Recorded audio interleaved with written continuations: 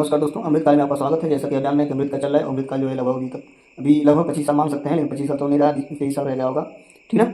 और हाँ, 23 साल ही, क्योंकि 2047 को जो है भारत का समावेश रहेगा और तभी तक जो है अमृतकाल जो है सुनिश्चित किया गया है भारत सरकार के द्वारा। तो अमृतकाल है, चल रहा है, सरकार है, देश है, लोग हैं, तो जाहिर सी बात कुछ घटनाएं होती रहेंगी। उन्हीं घटनाओं में से एक जो इस समय तत्काल में घटना चल रही है SC ST के आरक्षण को लेकर। SC ST आरक्षण के लेकर चल रही है। सुप्रीम कोर्ट ने भी एक सुनवाई फैसला सुनाया है। सात सात जजों की बेंच में एक से फैसला सुनाया गया है, जिसमें SC ST के वर्गीकरण का बात किया गया है। उसमें से क्या कहा गया है कि SC ST के कुछ ही जाति के लोग हैं जो इसका लाभ उठा पा रहे हैं और अन्य लोग नहीं उठा पा रहे हैं। तो इसके लिए मैंने एक वीडियो बनाया हुआ था, क्योंकि वीडियो लंबा भी चला गया था और मेरा मोबाइल डिस्चार्ज होने की वजह से पूरा वीडियो नहीं बना पाया हूँ। उसका कंक्लूजन निष्कर्ष नहीं बता पाया था, इसमें बता रहा हूँ कि उसमें जैसे जहाँ तक मैंने बताया कि कहने का मतलब एक आरक्षण का लाभ मिलेगा तभी मिलेगा जब वो पढ़ेंगे। ठीक है। यह सरकार कोई अच्छी योजना लगा के सभी लोगों को शिक्षा मुहैया कराती है, तभी वो कंपटीशन में आएंगे, और जब कंपटीशन में आएंगे तभी सभी लोग आरक्षण का लाभ उठा पाएंगे।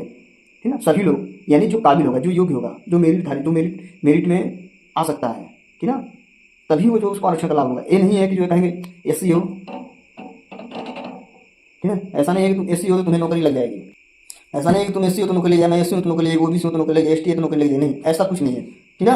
जब वो पढ़ेगा, कंपटीशन की तैयारी करेगा, उस परीक्षा को बीट करेगा, उस कंपटीशन के जब योग्य बनेगा तभी उसकी नौकरी लगेगी और तभी वो आरक्षण का फायदा उठा सकता है। अगर पढ़ने में अच्छा खासा है तो वो जनरल में जा सकता है, अगर पढ़ने में थोड़ा सा भी डाउन रहेगा तो अपनी कैटेगरी में सेव रहेगा और जो है आरक्षण का लाभ उठा सकता है। ठीक ना। पिछले वीडियो में जैसा मैं बताया था, मैंने उठाया, मेरी कोशिश थी कि मैं जनरल में जाऊँ, कोशिश थी मेरी, ठीक ना, लेकिन नहीं जा पाया। क्यों नहीं जा पाया? कुछ कारण रहे होंगे एग्जाम के दौरान, मेरी मेंटल स्टेबिलिटी क्या रही होगी, कुछ क्वेश्चन गलत हो गए, तो इन सब चीज़ों से क्या हो गया, फिर डाउन हो गया। तो कहने का मतलब मेरी इतनी अच्छी तैयारी थी कि मैं अपनी कैटेगरी में सेव था, लेकिन मेरी कोशिश थी कि जनरल में जाऊँ और मैं अपना एक सीट बचाऊँ और मेरा कोई भाई जो है, लेकिन अब मैं अपनी कैटेगरी में, यानी जैसे जो मेरा, अगर जो मैं जनरल में जाता तो मेरी जगह क्या होता है, एक लड़का जो है आता जरूर। ठीक ना। तो ये होती है, यही चीज़ है, यही आरक्षण का जो है एक प्रकार से सिस्टम है कि अगर कोई बच्चा पढ़ने में अच्छा है तो जनरल में जा सकता है, अगर पढ़ने में हल्का सा भी डाउन है तो अपनी कैटेगरी में सेव रख सकता है, सेव हो सकता है। ठीक ना। अगर उससे भी डाउन है यानी उसको जो आरक्षण लाभ नहीं मिल पाएगा। आरक्षण मतलब ये होता है कि सर जब भी वैकेंसी निकलती है तो कुछ सीटें फिक्स कर दी जाती हैं। जैसे मान लीजिए कि 10 सीट निकला तो 10 में से क्या करेंगे, 2 SC का फिक्स कर देंगे, एक ST का फिक्स कर देंगे, ऐसे ही 3 क्या करेंगे, OBC का फिक्स कर देंगे, बाकी जनरल। ऐसे मान लीजिए ऐसे सिस्टम रहता है, ऐसे चलता है। ठीक ना। यही सब है। तो कहने का मतलब यही, आरक्षण का लाभ भाई वही उठा सकता है जो पढ़ेगा। ठीक ना। पढ़ेगा या सामाजिक कार्यकर्ता द्वारा कुछ समझाया जाएगा, पढ़ाया जाएगा, या सरकार द्वारा कोई मुहिम द्वारा उन्हें पढ़ाया जाए। अगर उसके अंदर में क्षमता अगर जगता है, हाँ भाई मुझे अपने आरक्षण का लाभ उठाना चाहिए, तो फार्म भरेगा, कंपटीशन की तैयारी करेगा, उसी पर जरूरी करेगा, तब जाकर आरक्षण का लाभ उठा पाएगा। ठीक है। तो इससे स्पष्ट है, इससे यही बात साफ होता है कि एक ही कैटेगरी या कुछ ही लोग जो है आरक्षण का लाभ नहीं उठा रहे हैं। आरक्षण का लाभ सभी लोग उठा रहे हैं और आरक्षण का लाभ सभी लोग उठा सकते भी हैं।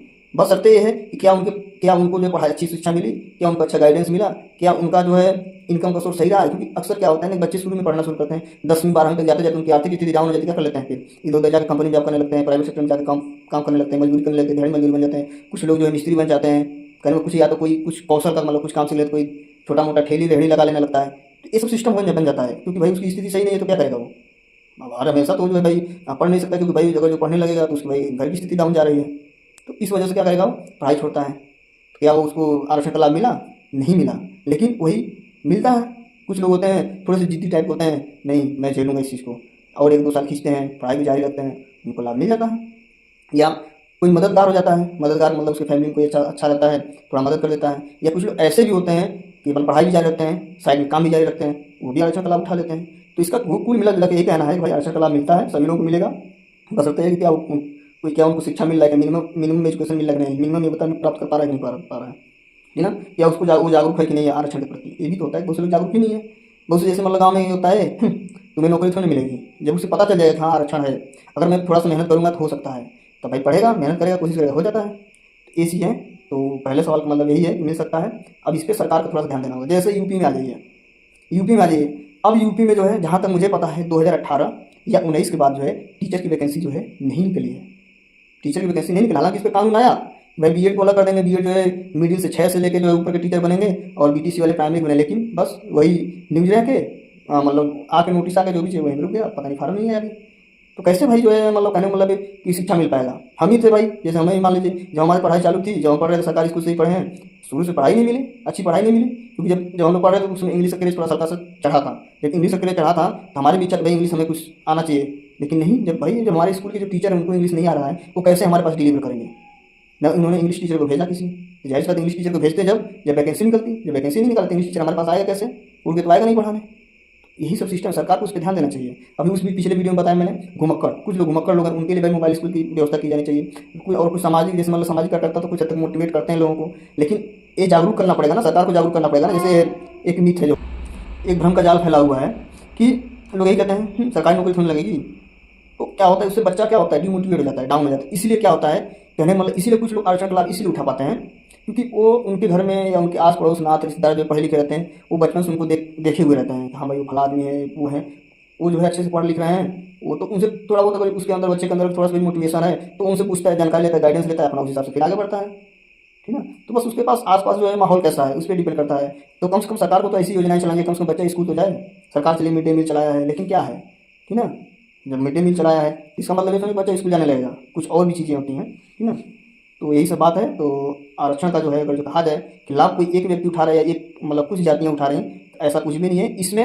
अगर है, अगर उठा रही है तो इसमें सरकार की जो है विफलता है, सरकार इसमें फेल है, क्योंकि सरकार ने जो है जिनको आरक्षक लाभ नहीं उठा पा रहे हैं उनके पास शिक्षा नहीं है। आप जाएंगे घूमेंगे देखेंगे तो आपको यही लगेगा कि उनके पास शिक्षा नहीं है, और जाहिर सी बात है आरक्षण का लाभ तभी मिलेगा जब शिक्षित रहेंगे। तो घुमा फिरा का मतलब ये है कि आपको शिक्षित होना पड़ेगा। आरक्षण का लाभ लेना है, किसी को भी लेना है तो शिक्षित होना पड़ेगा। तो कोशिश ये करो, जब आपको आरक्षण का लाभ लेना है तो अपने आप को शिक्षित करिए, अपने बच्चों को शिक्षित करिए, अपने भाई को शिक्षित करिए, तभी उसको आपके आरक्षण का लाभ मिलेगा, ठीक है। तो यही सब ये वीडियो था, पहले सवाल का है।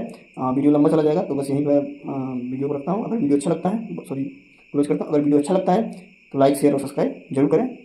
धन्यवाद।